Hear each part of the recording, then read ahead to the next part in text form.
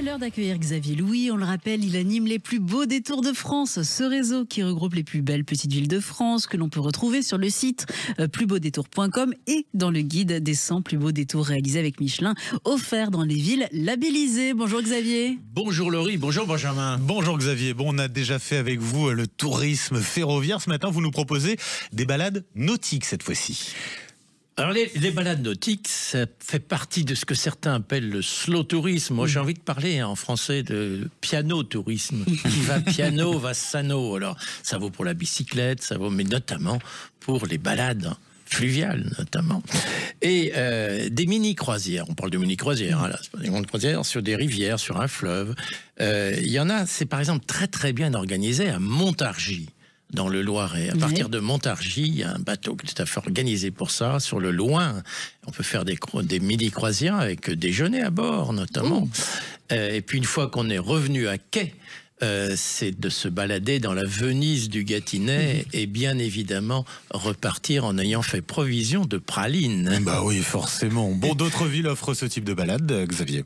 Oui, alors on pourra en parler de plusieurs. Je pense à Joigny. Sur Lyon, puisque dans ce département, à Dinan. Alors le port est magnifique, d'où on part sur la Rance, hein. Dinan dans les Côtes-d'Armor. Oui. Château-Gontier. Alors, la Mayenne, c'est un département auquel on ne songe pas nécessairement, et pourtant c'est un département qui gagne beaucoup à être connu. Et à partir de Château-Gontier, une balade sur la Mayenne, à partir de cette très jolie ville, ça c'est un très bon plan. Ça vaut le détour. Bon, d'autres propositions qui peuvent nous laisser de beaux souvenirs? Alors, je pense à trois destinations. Honfleur. Alors, Honfleur, évidemment, la ville en elle-même, elle vaut le coup. Mais ce qui est intéressant, c'est de s'embarquer à partir du magnifique port, assez exceptionnel, de Honfleur, pour découvrir alors l'estuaire de la Seine.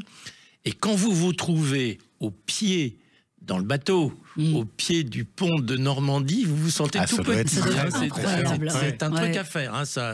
Voir l'estuaire de la Seine à partir d'Honfleur. Alors, moins connu, assez insolite, c'est Gravelines, dans le Nord. Ça y est, on dit souvent Gravelines, on le connaît pour le basket, sa centrale nucléaire, les mots croisés. Et bien justement, l'A, vous savez qu'on retrouve, c'est le fameux fleuve, pour le coup, qui fait le tour des remparts de la ville. Les remparts de la ville sont magnifiques, et ce qui est très sympathique, c'est de le faire en bateau électrique, notamment, de se balader autour des remparts de la ville de Gravelines dans le Nord. Et puis, il y a un endroit qui est charmant, que j'aime beaucoup faire. Vous connaissez, on a parlé de Grimaud. Et Port-Grimaud. C'est très beau, et vous baladez en bateau, c'est magnifique. Port-Grimaud, là aussi maintenant, c'est avec des bateaux électriques, donc vous ne polluez pas. C'est ça.